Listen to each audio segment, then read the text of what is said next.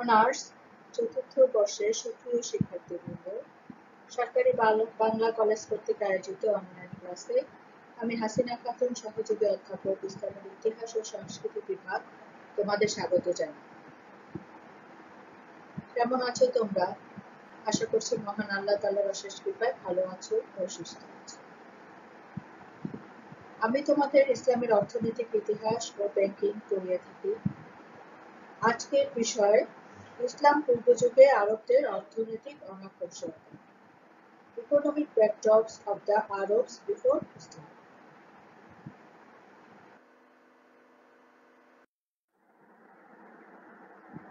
আজ আমরা যা জানতে পারবো বা শিখতে পারবো তা হচ্ছে প্রাচীন আরবের অর্থনৈতিক অবস্থা, ইসলাম পূর্ব আরব সমাজের অর্থনৈতিক জীবনচিত্র, ইসলাম পূর্ব আরবের অর্থনীতিতে ব্যবসা বাণিজ্যের প্রভাব এবং আরবের অর্থনীতিতে মহানবী সাল্লাল্লাহু আলাইহি সাল্লামের বৈপ্লবিক যে পরিবর্তন এনেছিল সেটি আমরা জানতে পারব।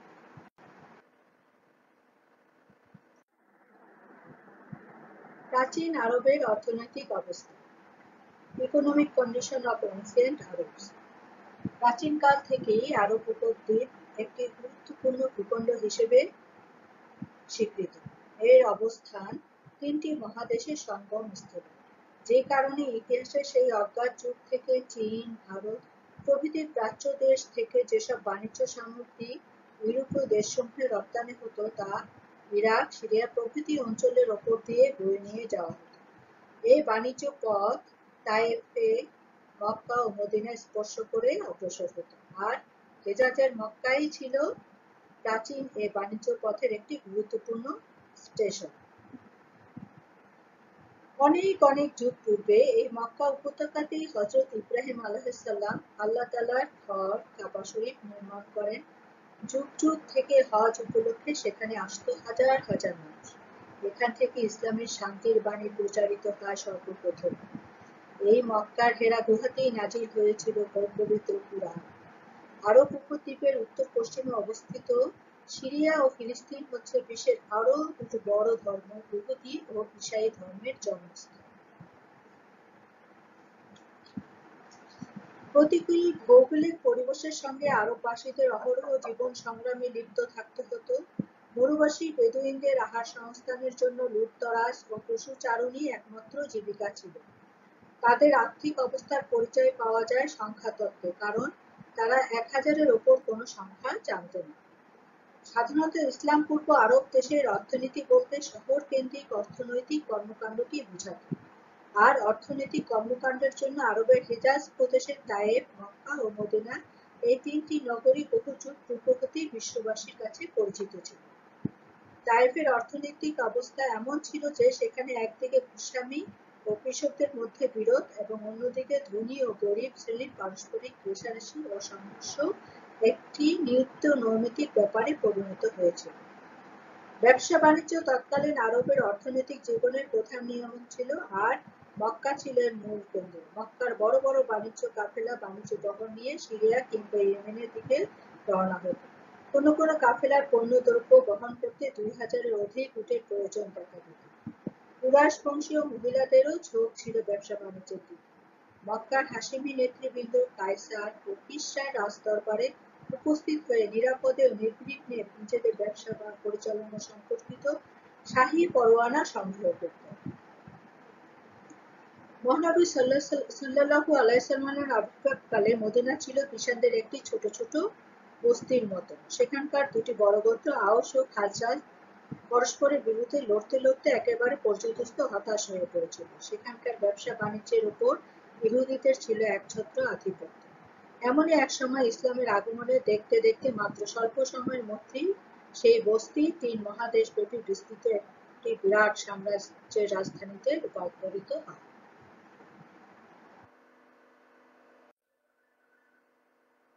তায়েফের অর্থনৈতিক অবস্থা, economic condition of Taif in pre Islamic age. Taif ছিল মক্কা থেকে 75 মাইল দূরে দক্ষিণ পূর্ব দিকে অবস্থিত। সমুদ্র পৃষ্ঠ থেকে উচ্চতা আনুমানিক 5000 ফুট। তায়েফের জমি সাধারণত উর্বর ও সুফলা ছিল। সেই যুগে তাইফবাসীদের অর্থনৈতিক জীবনে দুটি গুরুত্বপূর্ণ বিষয় প্রকট হয়ে দেখা দিয়েছিল। একটি ছিল জমিদার ও কৃষকদের মধ্যে সংঘর্ষ এবং অপরটি ছিল বিত্তবান ও বিত্তহীনদের মধ্যে মতবিরোধ। এর ফলে তাইফে জমিদারি প্রথার সূচনা হয়। তাইফে বিশেষ করে বনু আমির সম্প্রদায়ের লোকসংখ্যা বৃদ্ধি প্রাপ্ত হলে একটি রক্তক্ষয়ী সংঘর্ষের পরে সেখানে বনু আমির গোত্রের আধিপত্য প্রতিষ্ঠিত হয়। কিন্তু তাইফের আশেপাশে বসবাস করত শাকিব গোত্রের লোকেরা। তারা কিন্তু আবার ফলমূল ও ফসল উৎপাদন করত এবং কৃষি কাজে অত্যন্ত অভিজ্ঞ ছিল। কিন্তু বনু আমির যে গোত্র ছিল তারা কিন্তু আয়েশি জীবনযাপনে অভ্যস্ত ছিল। তারা শুধু পশুচারণের পক্ষপাতী ছিল। এতে শাকিব যে গোত্রের লোকেরা তাদের তাইফের সকল জমি চাষাবাদ করে এবং তারা অর্ধেক ফসল বনু আমিরদেরকে দেওয়ার প্রস্তাব দিল। এতে বনু আমিররা সম্মত হলো এবং বনু শাকিবরা কি করলো, তাইফের সমস্ত ভূসম্পত্তি তাদের দায়িত্বে নিয়ে হাল চাষ শুরু করলো। এরপর তারা গাছপালা লাগালো, ফসল উৎপাদন করলো। এভাবে বনু আমির গোত্র জমিদার বনে যায় এবং শাকিব গোত্র কৃষিকাজে আত্মনিয়োগ করে অর্ধেক ফসলের বিনিময়ে জমি চাষ করতে থাকে। এভাবে জমিদারি প্রথার সূচনা হয়। এরপরে তাইফের জমি ছিল খুবই উর্বর। আশেপাশে উপত্যকাগুলোতে প্রচুর উৎপাদিত ফসল বাইরে তারা রপ্তানি করত। তাদের কৃষি পণ্য বিভিন্ন অঞ্চলে বিশেষ করে মক্কায় পাঠাত। বহিঃ বাণিজ্যের ক্ষেত্রে গম, মনাকা ও কাঠই ছিল উল্লেখযোগ্য। ইয়েমেন ও ইয়াসরিব থেকে বহিষ্কৃতদের ইহুদিদের একটি গোষ্ঠী ব্যবসা বাণিজ্যের উদ্দেশ্যে তাইফে বসতি স্থাপন করেছিল। তাইফে শুধু কৃষি বাণিজ্য না, শিল্পকর্মেও তারা দক্ষ ছিল। সেই যুগে তাইফের চামড়া পাকা করার অনেক কারখানা গড়ে উঠেছিল। বিখ্যাত ভৌগোলিক আল-হামদানি তাইফকে বুলদুক দাব্বাক বা চামড়া পাকা করার শহর বলেছেন। তাইফ ছিল ইসলাম পূর্ব যুগের একটি বিখ্যাত নগরী। এছাড়া কৃষি, বাণিজ্য, শিল্পের উন্নতির পাশাপাশি তাইফের লোকেরা অন্যান্য পেশাতেও নিয়োজিত ছিল। বনু আমিরদের মধ্যে একজন শ্রেষ্ঠ চিকিৎসক ছিলেন। তার নাম ছিল হারিস বিন কালদা।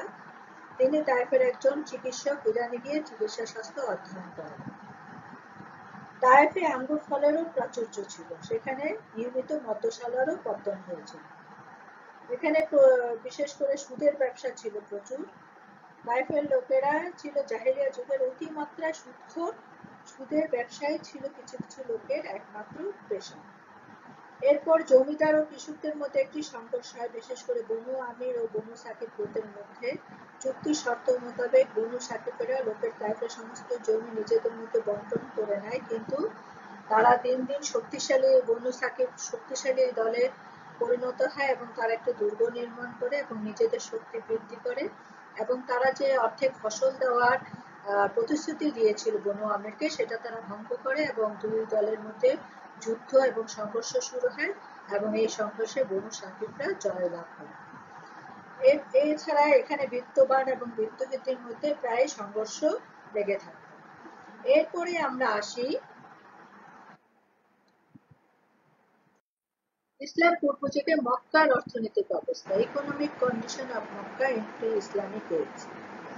মক্কা ইসলামের বিশ্বের পবিত্রতম নগরী। ভৌগোলিক অবস্থানের কারণে আদি যুগ থেকে মক্কা হিজাজের একটি গুরুত্বপূর্ণ স্থান হিসেবে পরিগণিত হয়ে আসছে। ইসলাম পূর্ব যুগে এটি ছিল মরু বাণিজ্য পথের একটি গুরুত্বপূর্ণ অবস্থান স্থল এবং ব্যবসা বাণিজ্যের একটি কেন্দ্রস্থল। বিশেষ করে এর অধিবাসীরা ছিল কুরাইশ বংশের। বিভিন্ন গোত্রের লোকেরাই ছিল মক্কার অধিবাসী। এ সমস্ত গোত্রের পূর্বপুরুষরা ছিল একই বংশ থেকে উদ্ভূত। কুসাই বিন কিলাব নামক এক ব্যক্তি প্রথম এই বংশেতে মর্যাদার আসনে আসীন করেন। তিনি প্রথম কুরাইশদেরকে একত্র করে মক্কায় তাদের স্থায়ী বসতি গড়ে তোলেন। এদের কৃষি ছিল, মক্কার আশেপাশে জমি ছিল চাষাবাদের একদম সম্পূর্ণ অনুপযুক্ত। এই কারণে মক্কায় কোনো চাষাবাদ হতো না। মহান আল্লাহ এটাকে ওয়াদি গায়রি জি জারঈন অর্থাৎ চাষাবাদ অযোগ্য উপত্যকা নামে অভিহিত করেছেন।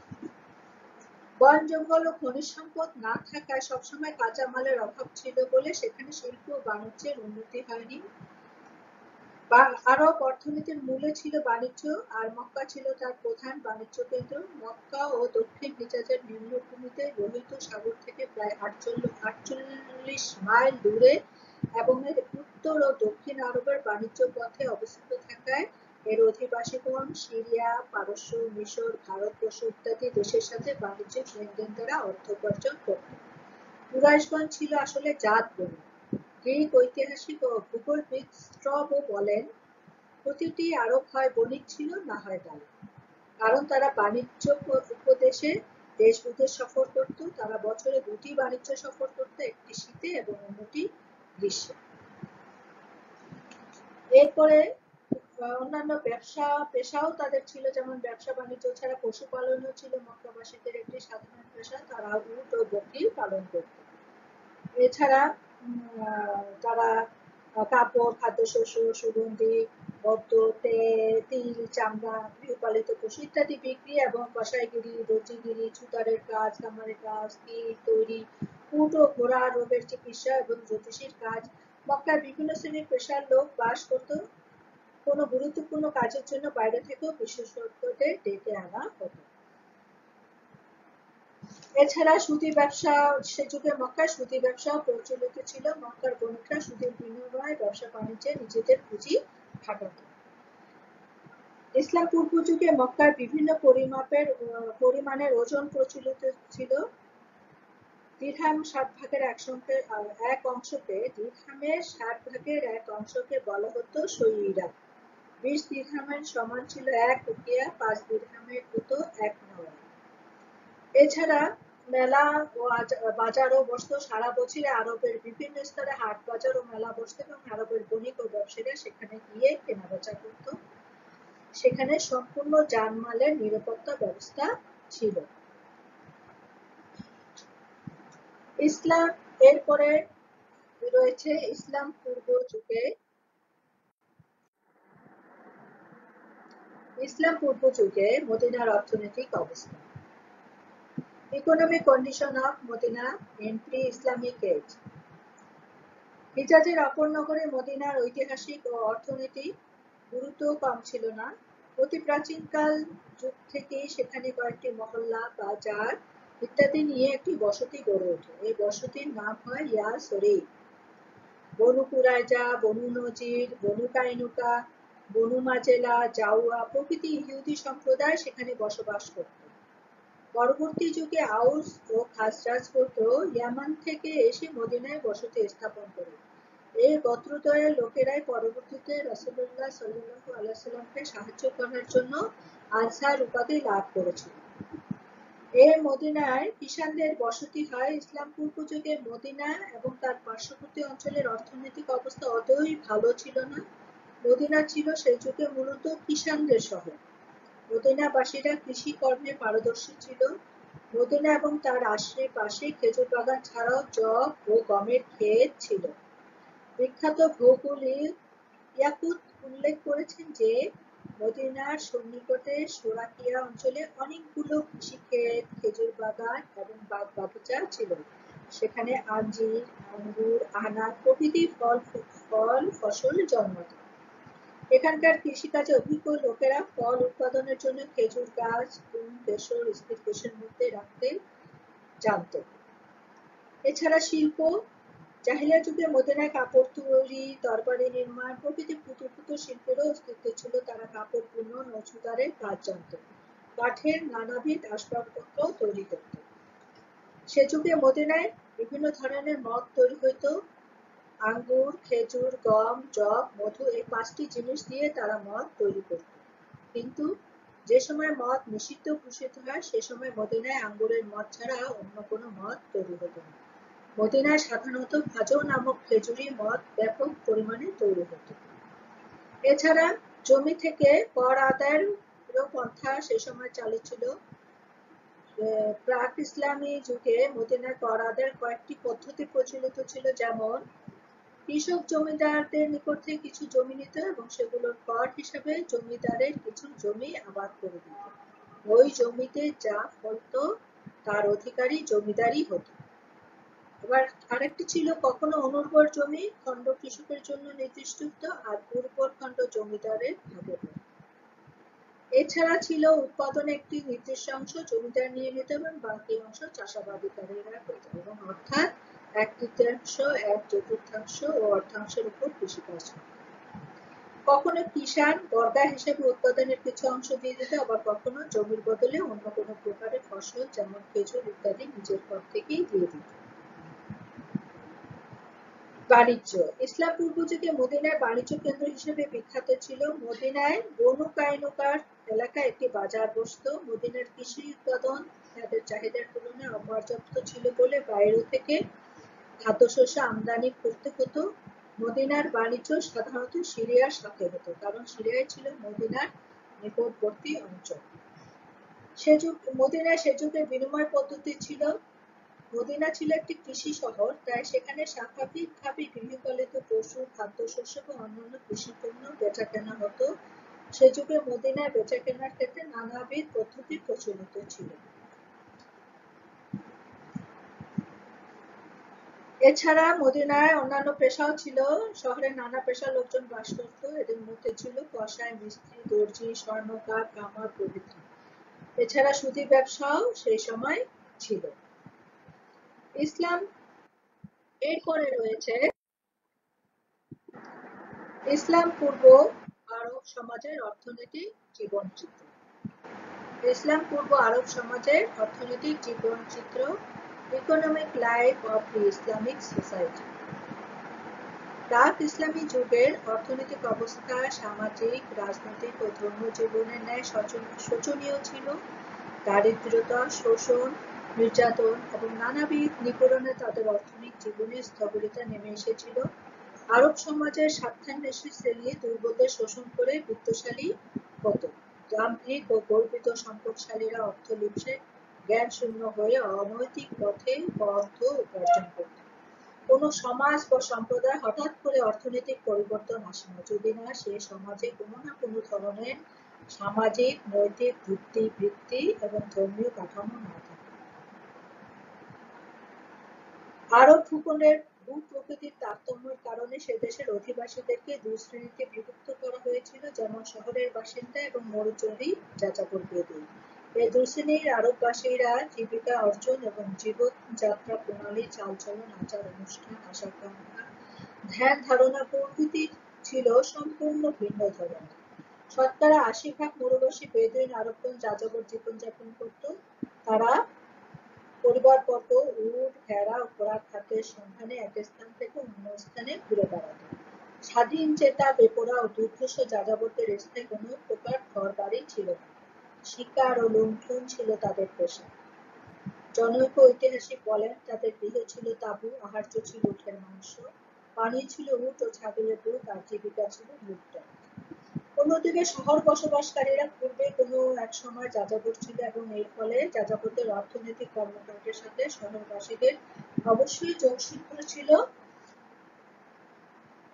মরুভূমিতে বসবাস করলে যাযাবররা তাদের জীবিকার জন্য শহরবাসী জনগোষ্ঠীর উপর নির্ভরশীল ছিল। লুটতরাজ তাদের দৃষ্টিতে কোনো অপরাধ নয়। এই লুটতরাজ মরুদ্যানে অথবা কাফেলাদের হতে পারে। মধ্যপ্রতি আক্রমণ ও দস্যুর ভিত্তিতে বেদুইনগণ অত্যন্ত দক্ষ ছিল। মদিনা, তায়েফ ও ইয়েমেনের জমি উর্বর থাকায় সেখানে কৃষিকার্য চলত এবং প্রচুর ফসল উৎপাদন হতো। মরুদ্যান এবং পাহাড়ের কোনো বিশেষ অংশে কৃষিকাজ হতো। মক্কা কেবল একটি ব্যবসা কেন্দ্র হিসেবেই ছিল না, পাশাপাশি দুটি অর্থনৈতিক কর্মকাণ্ডের একটি প্রধান কেন্দ্রও হয়ে দাঁড়ায়। সেখানে বৈদেশিক বাণিজ্যের লেনদেনই তো হতোই, মক্কার বাসিন্দারা ব্যবসায়ী ও অর্থলগ্নিকারকও ছিল।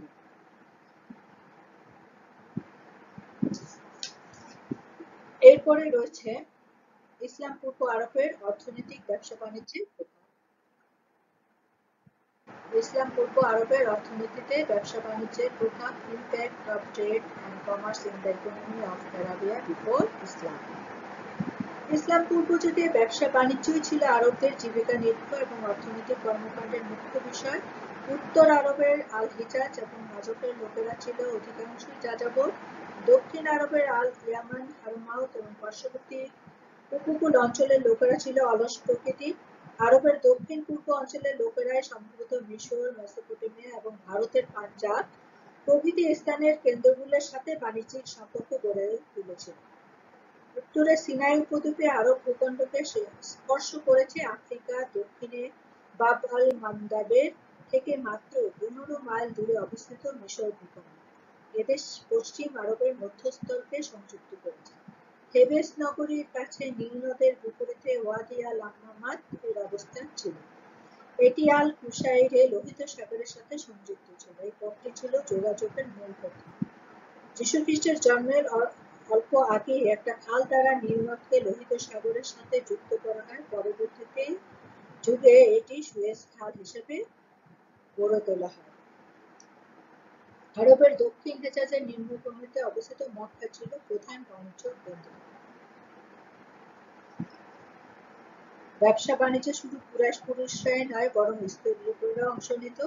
আবু জাহেলের মতো সুগন্ধের ব্যবসা করত। আবু সুফিয়ানের স্ত্রী হিন্দা তার পণ্য সামগ্রী সিরিয়া থেকে ক্রয় করে মক্কায় বিক্রয় করত। একজন সৎ ও নিষ্ঠামী ব্যবসায়ী হিসাবে হযরত খাদিজা রাদিয়াল্লাহু আনহুর এর সুনাম ছিল।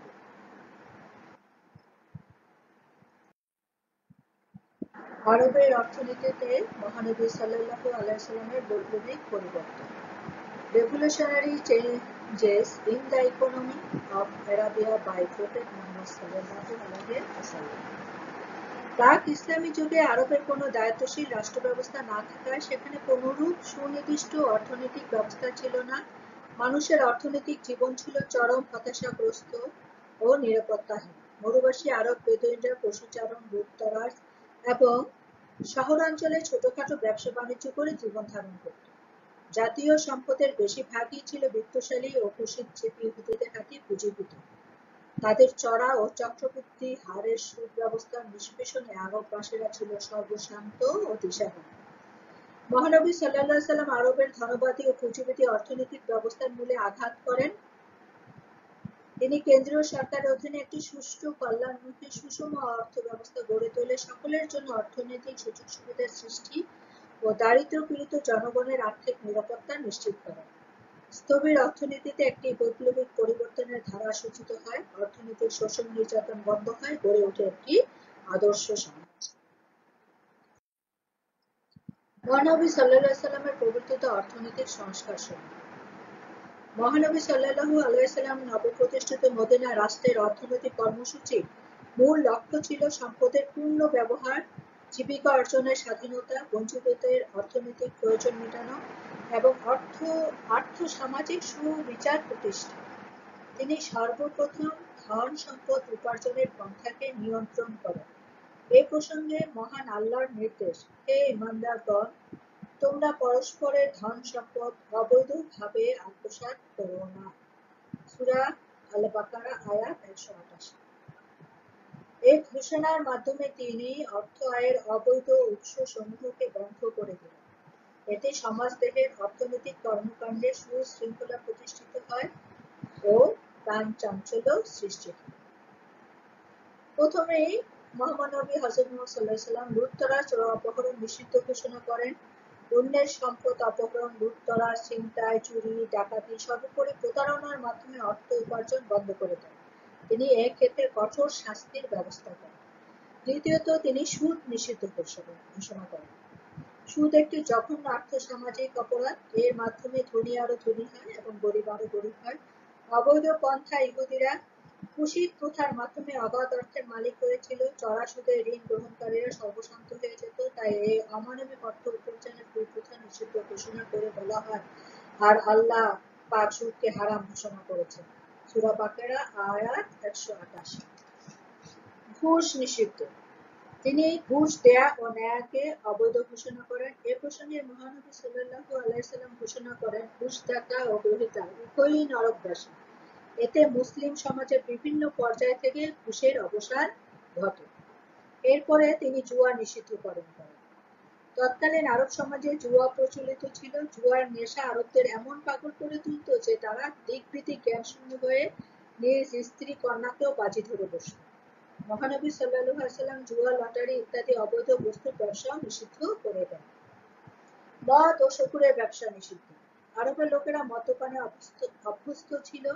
মদ্যপানে আরবরা যে কোনো বর্ণিত কাজ করতে দ্বিধা করত না। মদ, শূকর ইত্যাদি অবৈধ বস্তুর ব্যবসা নিষিদ্ধ করে দেওয়া হয়েছিল। এরপরে রয়েছে প্রতারণা নিষিদ্ধ। প্রতারণার দ্বারা অর্থ আয়ের যাবতীয় উৎস বন্ধ করে দিয়ে মহানবী সাল্লাল্লাহু আলাইহি ওয়াসাল্লাম ঘোষণা করেন, যে ব্যক্তি প্রতারণার আশ্রয় নেবে সে আমাদের দলভুক্ত নয়।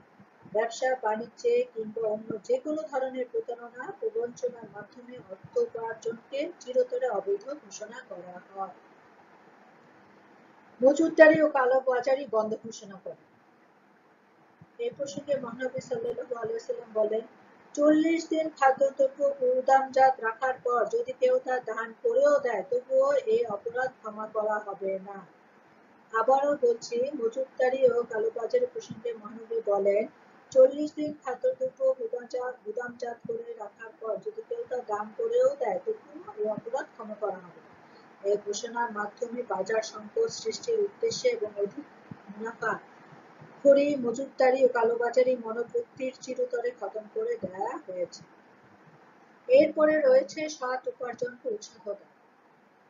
মহানবী সাল্লাল্লাহু আলাইহি ওয়াসাল্লাম বৈধ পথে উপার্জনকে অত্যন্ত উৎসাহিত করেছেন। সৎভাবে ব্যবসা বাণিজ্য সম্পর্কে বলা হয়, ব্যবসাকে আল্লাহ হালাল করেছেন। সূরা বাকারা আয়াত 275।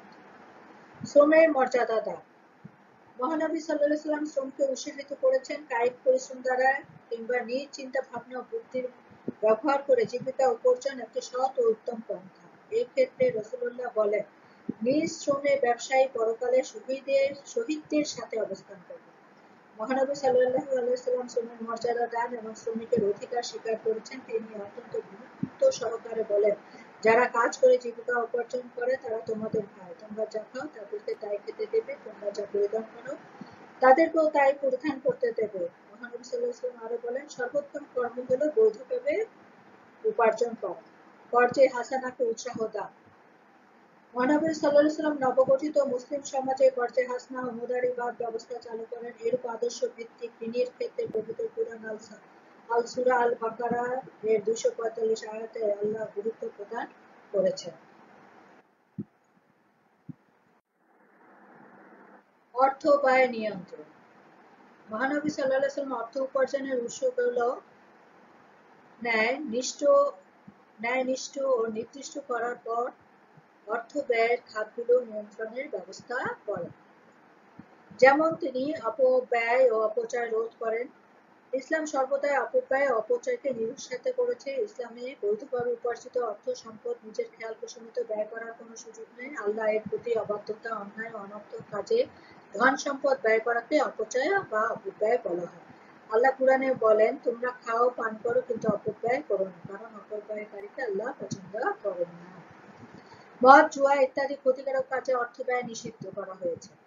ইসলাম পূর্ব আরবে মদ, জুয়া ইত্যাদি গর্হিত সমাজ বিরোধী কর্মকাণ্ডে অর্থ ব্যয় করা তারা অর্থনৈতিক অবকাঠামোকে ভেঙে স্থবির করে দিয়েছিল।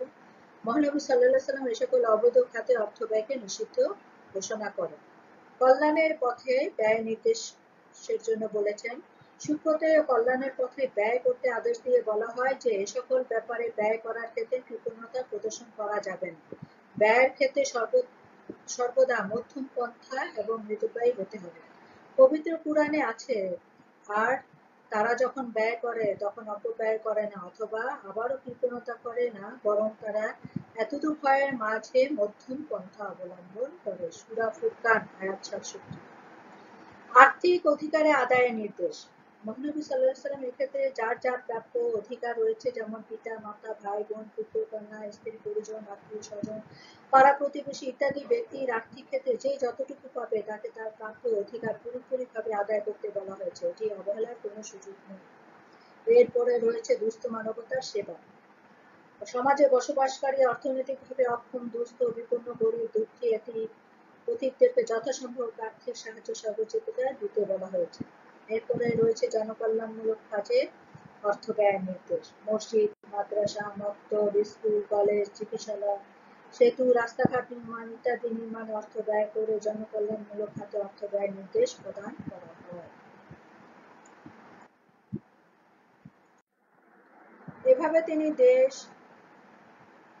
এভাবে তিনি দেশ ও সমাজের অর্থনৈতিক ক্ষেত্রে অনিয়ম, দুর্নীতি তো অবৈধভাবে অর্থ উপার্জন বন্ধ করেন এবং নৈতিকতা ও মানবিক দৃষ্টিকোণ থেকে বিচার বিবেচনা করে ব্যয়ের খাতগুলো নিয়ন্ত্রণ করেছিলেন।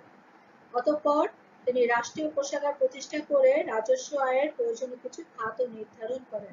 সেই খাতগুলো ছিল গানিমাত, জাকাত, জিজিয়া, খারাজ, আল-ফাই। তোমরা এগুলো নিশ্চয়ই জানো যে গানিমাত কি, যুদ্ধলব্ধ থেকে প্রাপ্ত সম্পদকে গানিমাত বলা হয়। জাকাত শব্দের আবিধানিক অর্থ হলো পবিত্রকরণ। জিজিয়া হলো জীবন ও সম্পত্তি রক্ষার দায়িত্ব গ্রহণের বিনিময়ে মুসলিম প্রজাদের মুসলিম রাষ্ট্রকে এক প্রকার নিরাপত্তা কর দিতে হতো। আর খারাজ হলো অমুসলিম প্রজাদের নিকট থেকে জমি দখলের জন্য খারাজ নামে এক ধরনের অধিকার আদায় করা হতো। আর আল-ফাই হলো সরকারি খাস জমি ও বিজিত দেশের আবাদি জমিসমূহ রাষ্ট্রীয় মালিকানা আনা হতো। এসব ভূমিকে আল-ফাই বলা হয়। এর অর্থ সরকারি কোষাগারে জমা হতো। এছাড়া সদকা ও ফিতরাও আদায় করা হতো। প্রত্যেক বিত্তবানকে তার নিজের এবং পরিবারবর্গ পোষকের পক্ষ থেকে সাদেকাতুল ফিতর আদায় করা হয়। এটি ব্যক্তিগত দান হলেও মদিনা রাষ্ট্র তা আদায় করে গরিব দুঃখীদের মধ্যে বন্টনের ব্যবস্থা গ্রহণ করে। মহানবী সাল্লাল্লাহু আলাইহি ওয়াসাল্লাম আরবদেরকে কৃষিকাজ ও ব্যবসা বাণিজ্যে নিজেদেরকে আত্মনিয়োগ করতে বিশেষভাবে অনুপ্রাণিত করেন। এর ফলে নিতান্ত দরিদ্র আরব দেশ একটি ঐশ্বর্যশালী দেশে পরিণত হয়। তাহলে আমরা আজ জানতে পারলাম যে প্রাক ইসলামী যুগে আরবের অর্থনৈতিক অবস্থা কিরূপ ছিল, বিশেষ করে তায়েফ, মক্কা, মদিনায় অর্থনৈতিক অবস্থা কেমন ছিল সেটা আমরা জানতে পারলাম। এবং মহানবী সাল্লাল্লাহু আলাইহি সাল্লাম ইসলাম আবির্ভাবের পরে তিনি যে বৈপ্লবিক পরিবর্তন অর্থনীতির ক্ষেত্রে সাধন করেছিলেন সেটাই আমরা বিশদভাবে আলোচনা করলাম। তোমরা ভালোভাবে বাসায় এটি ভালো করে পড়ো। আজ এই পর্যন্তই। সবাইকে ধন্যবাদ। ভালো থাকো, সুস্থ থাকো, নিরাপদে থাকো।